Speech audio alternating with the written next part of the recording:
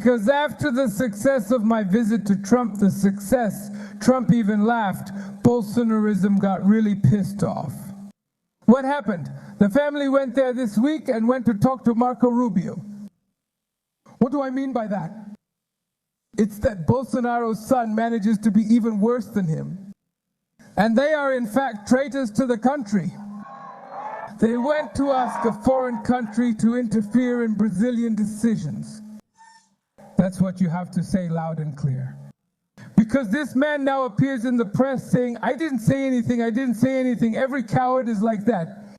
He says the crap he says and then doesn't have the courage to own up to what he says, keeps trying to lie. Because that photo they took with Trump, you saw it. Trump sat down and said, stand up, and they stood up.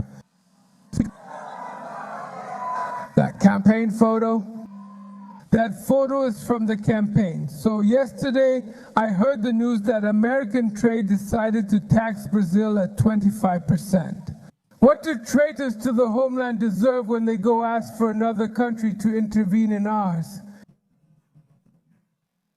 Think, reflect.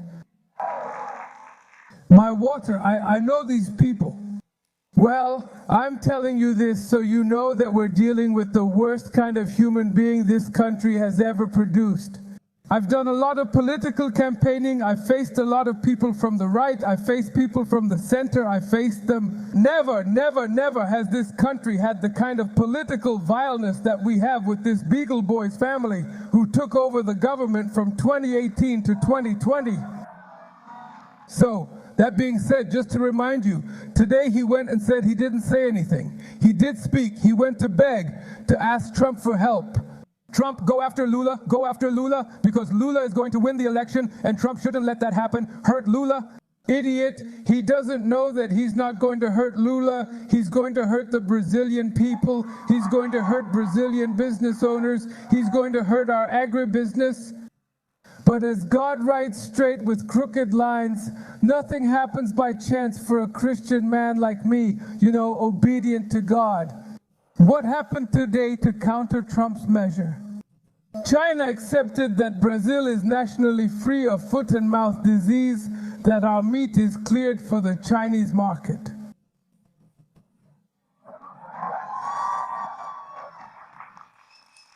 Look, I'm very lucky. I'm not going to keep crying. If you don't want to buy from me, you can keep your things. I'll sell to someone else. If someone won't buy, I'll sell to someone else. My dispute is over narrative and truth. I will not allow, as long as I'm alive, for lies to prevail over the truth. And you, who use your cell phone for 9 hours and 60 minutes a day, need to watch yourselves. You have to control yourself because it's through this little screen here that all of you have made this a part of your body. This is now part of your body. You don't go to the bathroom without your cell phone. You don't take a shower without your cell phone. You don't sleep without your cell phone. You don't wake up without your cell phone. You even go on dates with your cell phone. Instead of looking at your partner, you stay on your phone talking to someone else. I know a lot of people like that. You go to a restaurant. Today is Valentine's Day. Honey, let's go to the restaurant. Let's go. At the restaurant, he and she each grab their cell phones. He talks to someone in China, she to someone in Rio Grande do Sul. By the end of dinner, they haven't spoken to each other. That's the truth. We're becoming victims of algorithms. The algorithms are controlling us. We're not the ones controlling them. And now Betis has shown up. Damn it. You can't even watch TV anymore because of so many Betis ads. You don't see Go anymore because instead of Go, there's a guy talking about Betis, making poor people get even more into debt. Going into debt as everyone chases easy money. I have a friend. I'm going to pause here. I have a friend, a very important diplomat, who used to gather young diplomats, and he would say this to the young diplomats. What do you think about the future? I want to make a lot of money, I want to travel, I want to have many things. That's the dream of almost everyone. He used to say, look, my young man, there is a way for you to get rich. One of them, man, is for you to marry a rich woman. But that's very difficult because the parents are very protective. And a rich girl like that, she doesn't get married, she signs a contract, you come in with nothing, you leave with nothing. There's no way for you to trick a woman anymore, or for a woman to trick a man. It's all contracts nowadays. Only the poor, each with their own pile of belongings, have nothing to split. Which isn't even ironic. Yeah, how did Lula get married with a truckload of assets? Assets? Because there's nothing to split. Let's split our misery. That's right. Then he used to say this: there's another way for you to get rich. It's by winning the lottery. And everyone dreams about that. I don't play because in '74 I found out I was stingy. I won the sports lottery and got so serious about it that I even hid it from my mother, thinking that I had become rich. I instantly thought my brothers would ask me for money. I didn't tell anyone. The next day I checked the newspaper. I had only won 100 Rs. I have an attitude of never playing again. But every now and then I have a big jackpot. I'm the one who keeps an eye on myself. Look, there's a jackpot of 300 million, then I play. I haven't gotten a single one right. I'm getting poorer because I keep spending my money on gambling. So here's the thing, you can win if you play, but it's very difficult. There are 100 million people playing. Sometimes just one or two get it right. So it's gambling. Getting rich through gambling too. It's very complicated. There's another way to get rich. Banco Master found a way to get rich. President Bolsonaro found a way to get rich. Some senators and congressmen found a way to get rich. What does it mean to be a friend of Daniel Volcaro? That's easy. It's very hard to steal. Because you could get arrested. You could get caught. You could be killed. So my children, there's only one honest way for you to get rich. Study as much as you can. And work your whole life, because that's the way to live honestly, to represent your country and your conscience. And that's why, that now I'm going to say, that's why, that even though I'm the only president of the Republic who doesn't have a college degree, even though I'm the only president who has a very small vocabulary, my vocabulary is very small. I keep emphasizing education because it was through education. With the technical course I took at Sinai Rector, I came through Sinai too.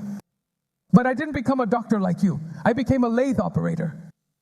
And thanks to that machinist training course, pay attention young people, thanks to that lathe operator course, I was the only one of my mother's 8 children, the only one of my mother's children. I began earning above minimum wage. I was the first of my mother's children to have a television. I was the first of my mother's children to have a refrigerator. I was the first of my mother's children to have a car. I was the first to have a little house. And the mansion where I lived, the first one I bought, and I went to live with Marisa. 3 children, Marisa's mother, because I kind of adopted my mother-in-law, Marisa's mother, and 2 dogs. My house was 33 square meters, 33 square meters. When I used the stove, my butt bumped the refrigerator. When I opened the fridge, my butt got hot from the stove. And I lived there for a long time, and I was very happy. When I ran in the 1989 elections, I lived in that 33 square meter house. Well, so, I'm telling you this because it was through a course that I managed to become who I am. And then because of you, because here in Catalan, I only came in 2nd place. In the 1992 elections, I won all the other elections here in Catalan. So thank you, people of Catalan. So, my passion for education, it's because there is no other way. For this country to become a nation that competes in quality and competitiveness, that competes in science and technology with the most advanced countries, we are very far behind. And it's important. The teachers tell the students in the classroom, Brazil, it was the last country in South America to have a university. If you don't believe it, look it up. Columbus arrived in Santo Domingo in the Dominican Republic in 1492. In 1532, 40 years later, Santo Domingo already had a university.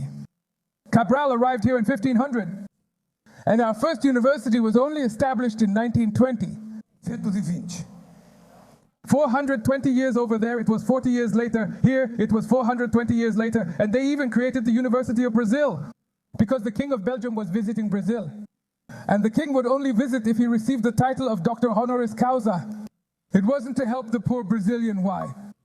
Because we Brazilians, for 4 centuries, they thought that the poor, the children of workers, shouldn't go to university. My father, he used to hit my sister so she wouldn't go to school. My sister couldn't study since she was only writing letters to her boyfriend. That's how it was until recently, this country.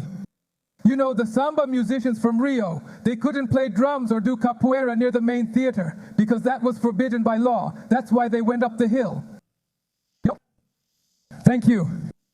Because of the brutality of the government at the time. So this country, there was never any belief in education. This country had a lot of people with honorary doctorates, rector. It had many ministers of education. It had a lot of people running this country. Why didn't they do it? It's a shame for them to go down in history like that, with a semi-literate guy doing what they should have done. They could have done this in 1930, 1940, 1950, and we could be a country like a European country, like Japan, like the United States. They didn't do it.